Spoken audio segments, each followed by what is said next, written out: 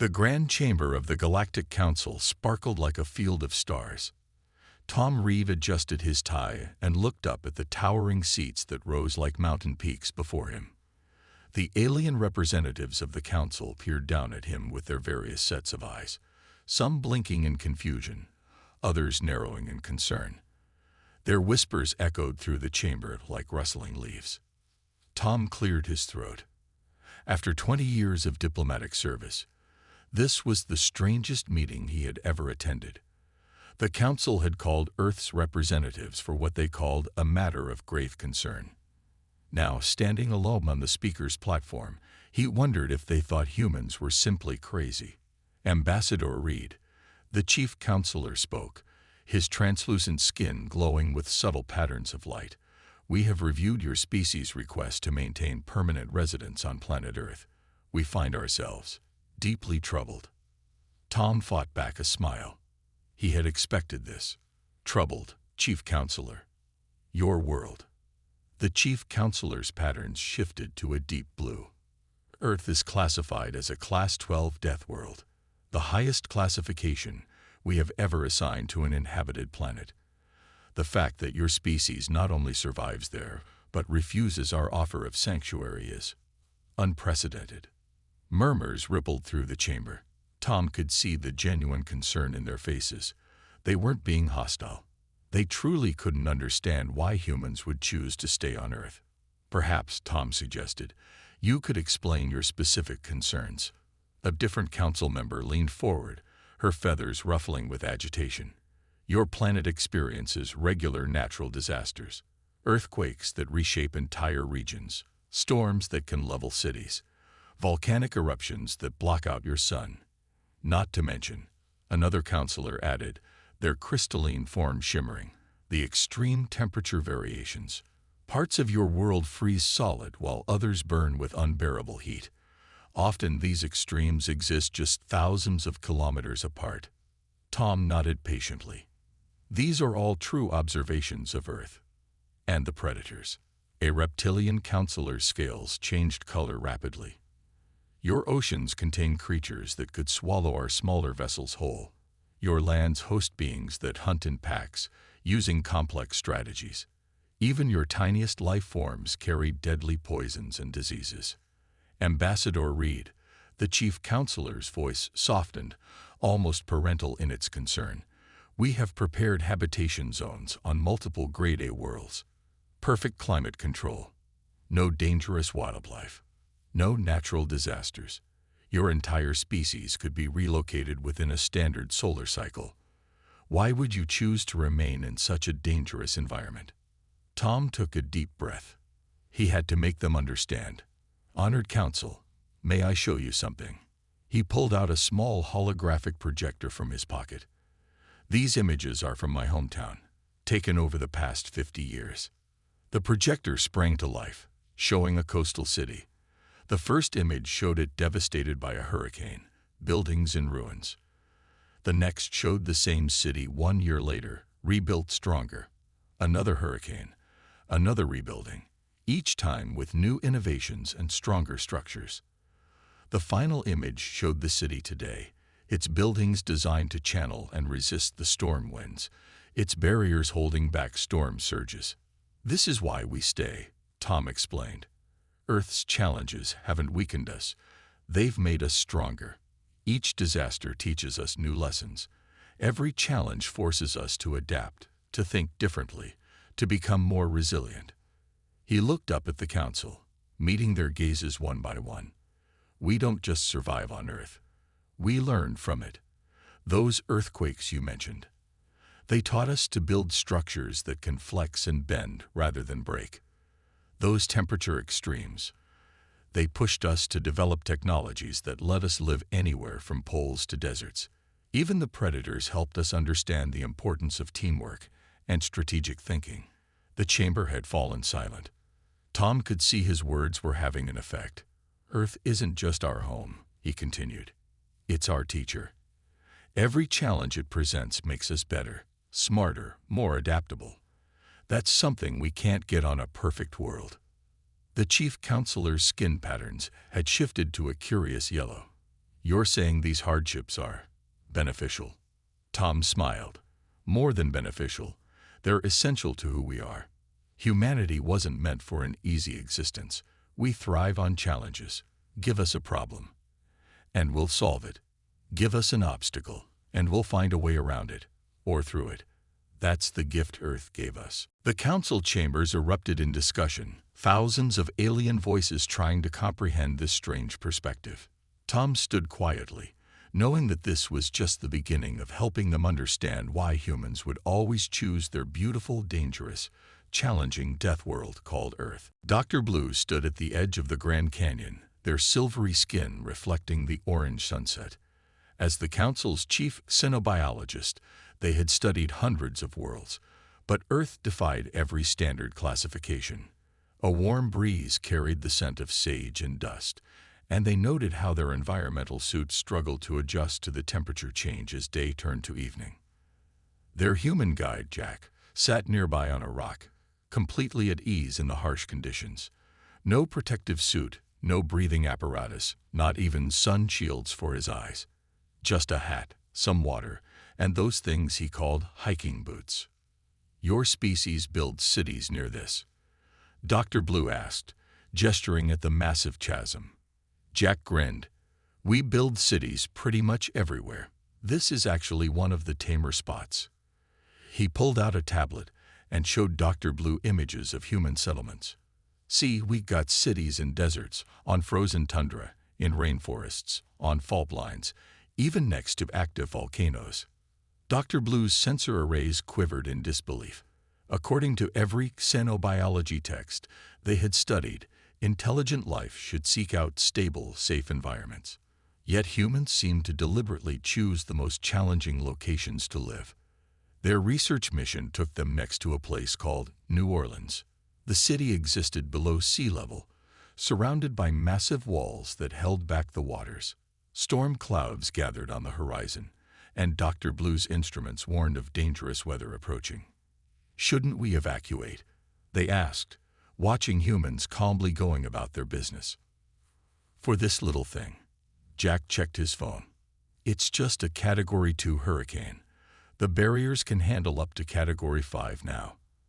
After Katrina hit years ago, we rebuilt everything stronger. Each big storm taught us something new. Dr. Blue recorded everything, fascinated by how humans treated disasters as learning experiences rather than reasons to abandon an area. Their next stop was even more perplexing, a place called Iceland, where humans had built a city on top of an active volcanic system. The geothermal energy powers everything, Jack explained as they toured Reykjavik. Plus, the volcanic soil is great for farming. We've turned what could be a threat into a resource. That seemed to be a pattern. In the Amazon rainforest, Dr. Blue observed humans living alongside thousands of potentially lethal species.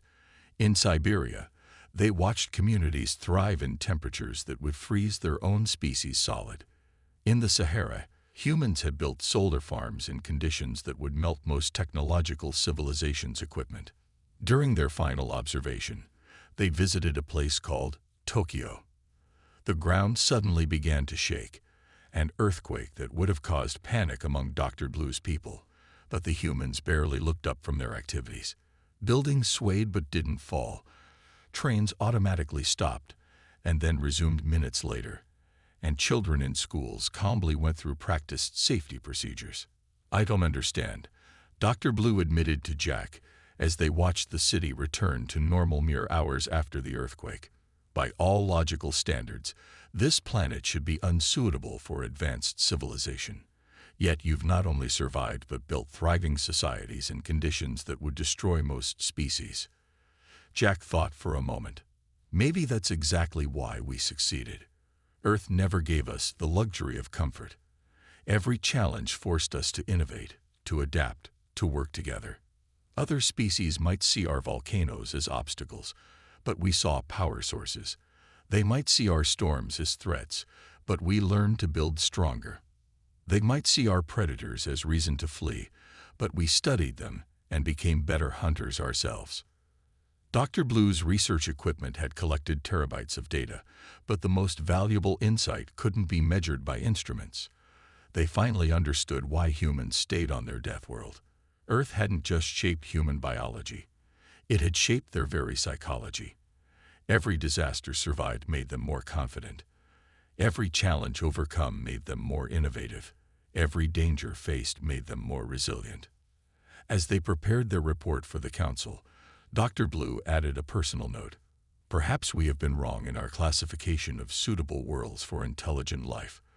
The very conditions we considered hostile might be essential for developing truly adaptable and resilient civilizations. The humans don't survive on their death world.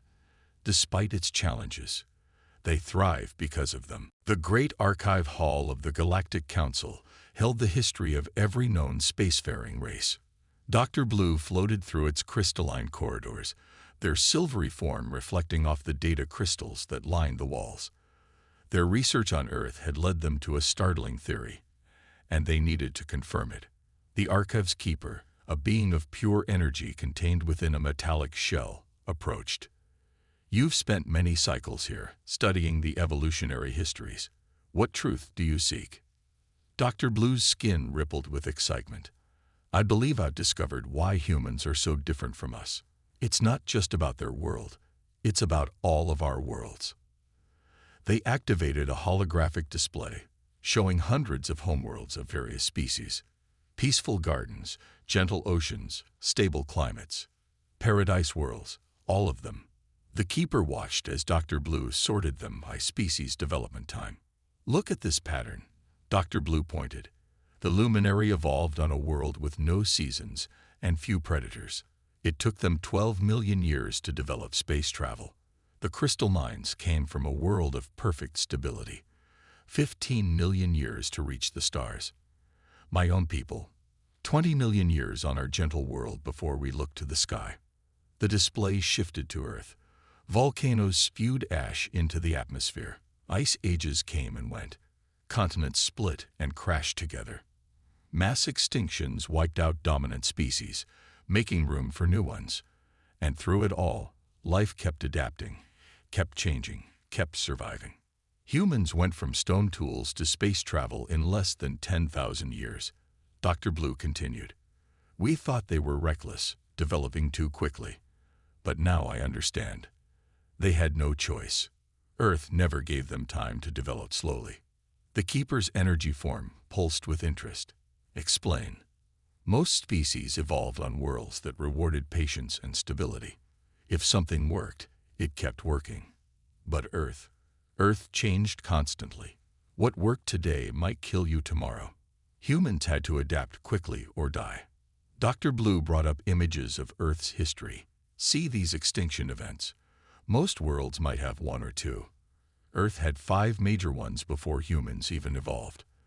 Their planet taught them that everything can change in an instant.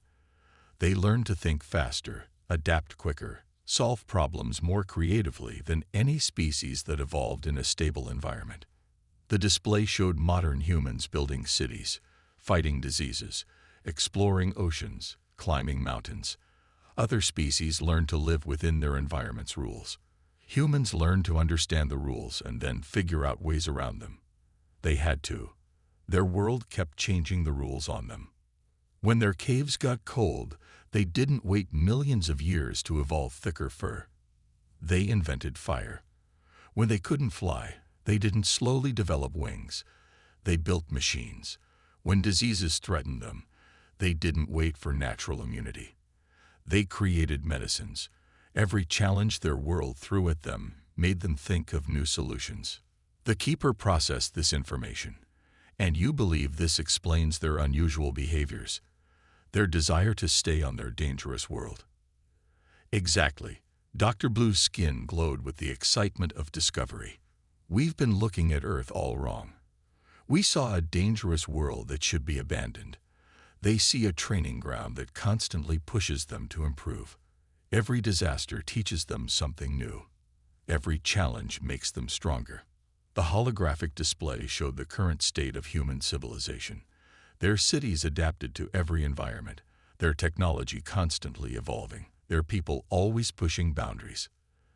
They don't just survive change, they expect it, plan for it, thrive on it. While we sought out stability, they learned to surf chaos. Dr. Blue turned to the keeper. We thought we were offering them sanctuary on our stable worlds. But for humans, that stability would be like a prison. They need the challenge, the change, the danger. It's not just their environment anymore. It's part of who they are. The keeper's energy form swirled thoughtfully. Your findings will change how we view planetary development. Perhaps we have been too quick to dismiss hostile worlds as unsuitable for intelligent life. Perhaps, Dr. Blue agreed, we should stop calling them death worlds at all. For the right species, they're not places of death. They're crucibles of innovation. And humanity is living proof of what such a crucible can create. The emergency alert cut through all channels of galactic communication. On the peaceful garden world of Unity Prime, home to the ancient crystal mine species, their worst nightmare was becoming reality. A massive ion storm, the kind that appeared once in 10,000 years, was bearing down on their planet.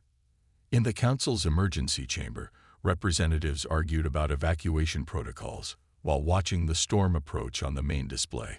The crystal mines had never faced anything like this. Their world, perfectly stable for millions of years, had given them no experience with natural disasters. The storm will hit their largest population center in 6 hours, a sensor operator reported. Their atmospheric shields won't hold. We're looking at the potential loss of 3 million crystal mines. The chief counselor's skin pulsed with distress patterns.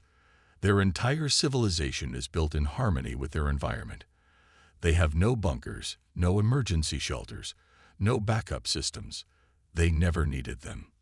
That's when Captain Mark Stone walked into the chamber. He hadn't been invited to this emergency session, but Dr. Blue had called him anyway. The human's presence caused a stir among the council members. What is the meaning of this interruption? The chief counselor demanded. Dr. Blue's silver skin rippled. You're all discussing evacuation, a process that would take days we don't have. But I've seen humans handle disasters like this before. They might have a solution. Mark stepped forward, his weathered face showing no sign of the anxiety that filled the chamber. He'd spent 20 years in Earth's Emergency Response Division before joining the galactic community. Compared to what he'd seen on Earth, this was just another Tuesday. The ion storm will disrupt their shield technology, Mark said, studying the data streams. But we don't need to stop the storm. We just need to protect the people. He pulled up a map of the crystal mine city. Their buildings are like giant crystals, right? Natural amplifiers. We can use that. The council watched in confusion as Mark quickly sketched out a plan. We can't move 3 million people, but we can convert their own buildings into emergency shelters. The same crystalline structure that makes them vulnerable to ion storms can be modified to channel the energy around them instead of through them. Impossible, one council member scoffed. The modifications would take weeks. On Earth, we call this jury rigging, Mark interrupted, pulling up specs for emergency shield modulators. It's not pretty, it's not permanent, but it works. I need 20 human emergency teams and access to your energy converter stockpile. We can do this in 5 hours. The council chambers erupted in argument. The chief counselor raised his appendages for silence. Captain Stone, if this fails, you'll be responsible for the loss of millions of lives. Mark's expression hardened. And if we do nothing, we're responsible for definitely losing them. On Earth, we face choices like this every day. We choose to act. He looked around the chamber. Now are you going to keep arguing, or are you going to let us save these people? 3 hours later, Mark stood in the central plaza of the Crystal Mine City. Human emergency teams worked alongside local volunteers, converting massive crystal towers into makeshift shelters. The sky above had turned an ominous purple, the ion storm's leading edge starting to crackle with energy. This is insanity, a crystal-mind elder said, watching humans scramble over their sacred architecture with portable shield generators. You're changing structures that have stood unchanged for 10,000 years. Sometimes survival means adapting, Mark replied, checking the energy readings on his tablet. Your buildings are about to protect you in a way they never have before. That's not insanity. That's evolution. The storm's outer bands began to reach the city. The modified crystal structures hummed with energy, their newly installed deflectors channeling the deadly ion streams around them instead of through them.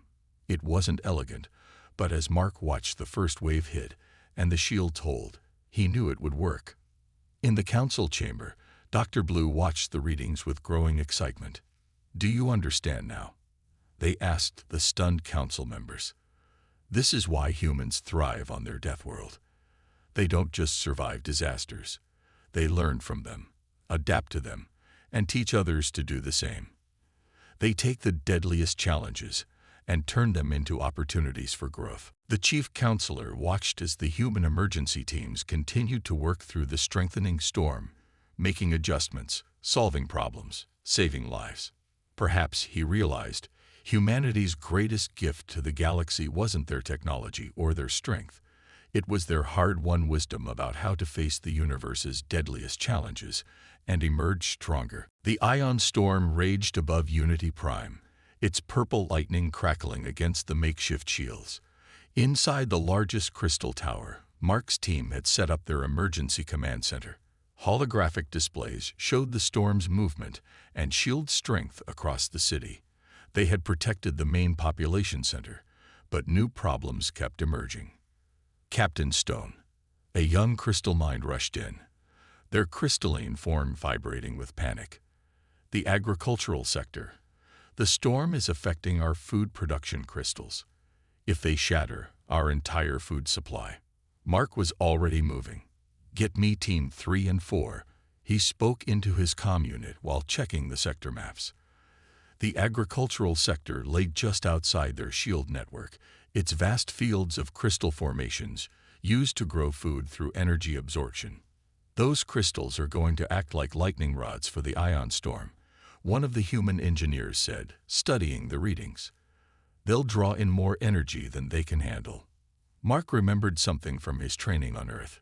"Like lightning rods," he muttered. Then his eyes lit up. "That's it. We don't run from the lightning. We use it." He turned to the Crystal Mind Elder. "Your food crystals absorb energy to grow food, right? What's their maximum capacity?" The Elder's form shimmered with confusion. "We've never tested their limits. Such experiments would be too dangerous." "Well, we're about to test them now," Mark said, already drafting new plans on his tablet.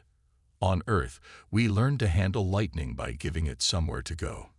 We're going to turn your entire agricultural sector into one massive energy collection system." Teams 3 and 4 arrived as Mark explained his plan. The food production crystals already absorbed energy. They just needed to be modified to handle the massive surge from the storm.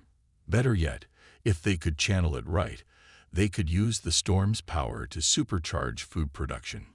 Human engineers worked alongside crystal mine technicians, installing surge protectors and energy redistribution networks. They didn't have time for elegant solutions, using emergency patches and quick fixes that made the crystal mines nervous. But with the storm bearing down, there was no time for perfect solutions.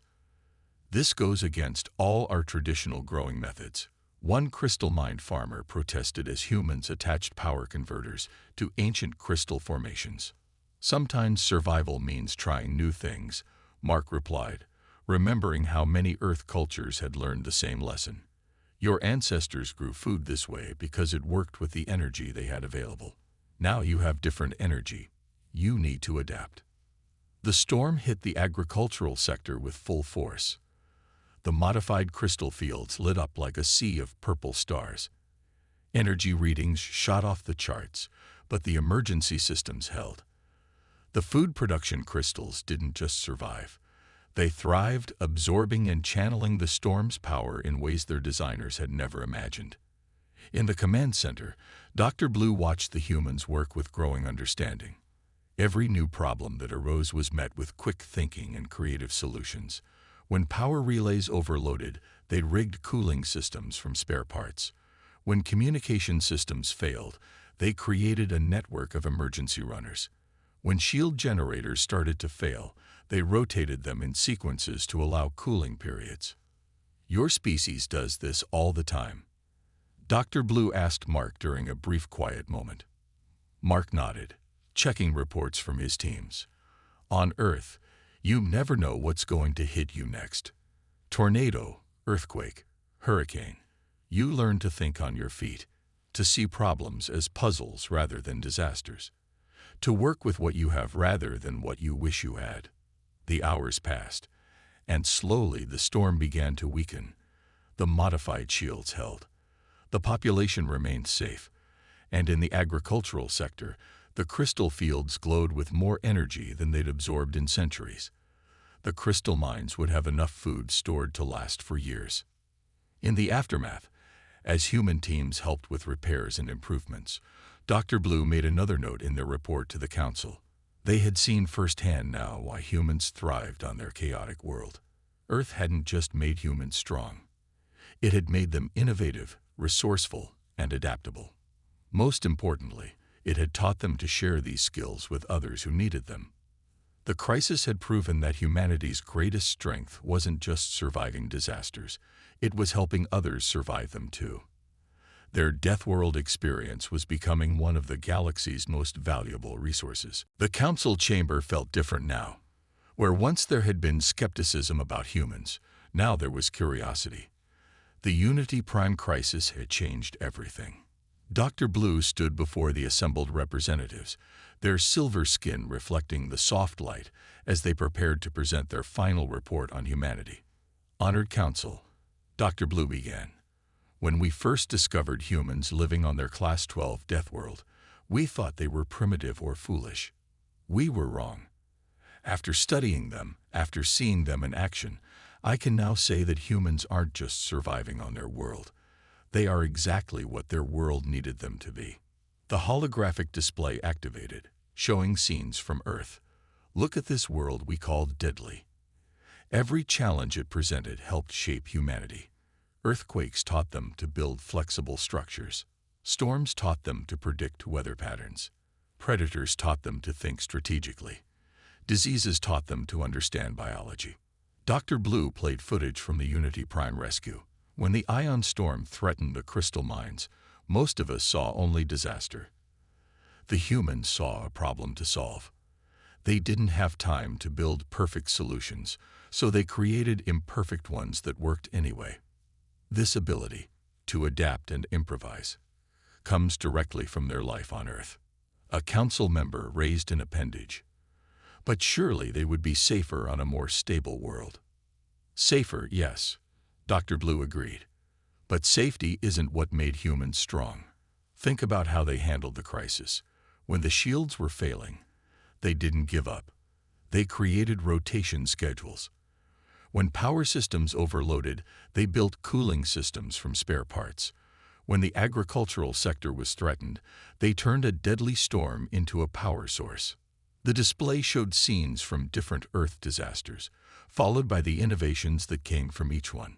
Humans don't just overcome disasters. They learn from them. Every crisis makes them stronger, smarter, more innovative. It's not just about survival anymore. It's about constant improvement. Dr. Blue moved through the chamber, their voice growing passionate.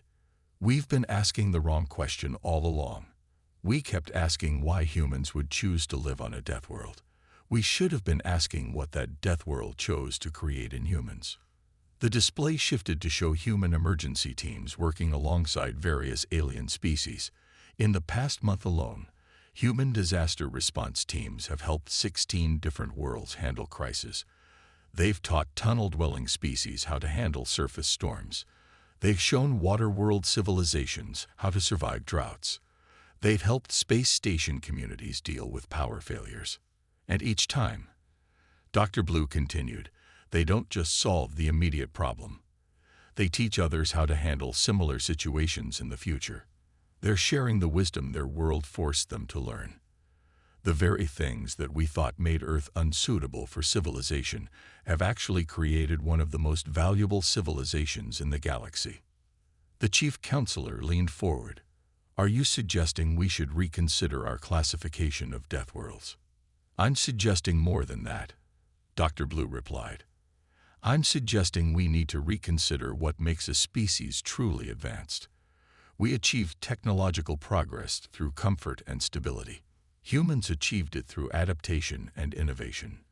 Both paths led to the stars, but humans brought something extra with them: the ability to face any challenge and find a way through it. The chamber filled with thoughtful murmurs as Dr. Blue showed final scenes from Unity Prime. Crystal Mine children were learning Earth emergency protocols. Engineers were studying human repair techniques. An entire civilization was learning to be more resilient, more adaptable, more prepared for an uncertain universe. Humans don't need to be saved from their death world, Dr. Blue concluded. Their world wasn't trying to kill them. It was training them to be exactly what the galaxy needs: a species that doesn't run from challenges, but faces them, learns from them, and teaches others to do the same. The council chamber erupted in discussion. Some members still couldn't understand choosing to live in such dangerous conditions, but none could deny the evidence before them. Humanity's harsh cradle had forged something unique, a species that turned adversity into advantage, and then shared that gift with the stars. The sunrise over Earth painted the sky in colors no other world could match. Ambassador Tom Reeves stood at the window of the newly built Galactic Embassy, watching ships from a dozen different species entering Earth's atmosphere. In the year since the Unity Prime crisis, everything had changed. Beautiful morning, Dr. Blue said, floating up beside him. Their silver form had become a common sight on Earth now, as they helped coordinate the new Galactic Emergency Response Training Center. Though my instruments still protest about the radiation levels from your sun. Tom smiled. Just another day on our death world. The word had lost its sting, becoming almost a badge of honor among humans. Below them, the training center buzzed with activity. Alien species from across the galaxy now came to Earth to learn how to handle disasters, adapt to challenges, and become more resilient. The crystal mines sent another thank you message, Dr. Blue mentioned. Their agricultural output has tripled since they implemented the modifications from the ion storm. They're teaching the techniques to other species now. A warning siren echoed across the valley. Just a training exercise. Tom watched as a mixed group of humans and aliens responded, working together to handle a simulated earthquake. The aliens were learning human emergency protocols, while humans learned about different species' capabilities and limitations. You know, Tom said, when I first stood before the council defending our right to stay here, I never imagined it would lead to this. He gestured at the activity below. We were just trying to keep our home. And instead, you've helped countless species make their homes safer. Dr. Blue's skin rippled with amusement. The council has officially reclassified Earth. It's no longer listed as a Class 12 death world. Tom raised an eyebrow. No. What are we now? Training World Class 1, Dr. Blue replied. The first of its category. A world that creates adaptable, innovative species capable of handling any challenge the universe presents. Their form shimmered. Though some council members still think you're all slightly crazy. A group of alien students passed by, discussing Earth's weather patterns with their human instructor. They were learning not just to survive storms, but to predict them, prepare for them, and even use them to their advantage. Just as humanity had learned over thousands of years. Did you see the latest applications? Dr. Blue asked. 3 more species have requested permission to establish permanent training bases here. They want their young to experience Earth's challenges firsthand. Tom watched as a training team practiced setting up emergency shields. We're not just teaching them about disasters, are we? We're teaching them how to think differently. Exactly. Dr. Blue's form pulsed with excitement. Every species that trains here leaves with more than just survival skills. They learn creativity, adaptability, innovation. Earth isn't just teaching them how to handle crises, it's teaching them how to evolve. The morning sun climbed higher, its deadly radiation making the dews sparkle like diamonds. In the distance, storm clouds gathered. A real weather system this time, not a simulation. But nobody ran for shelter. Instead, observation teams got ready to study it, emergency teams prepared to handle any problems, and research teams set up their equipment to learn from it. You know what the best part is? Tom said, watching the activity below. We're learning too. Every species that comes here brings new perspectives, new ideas, new ways of thinking.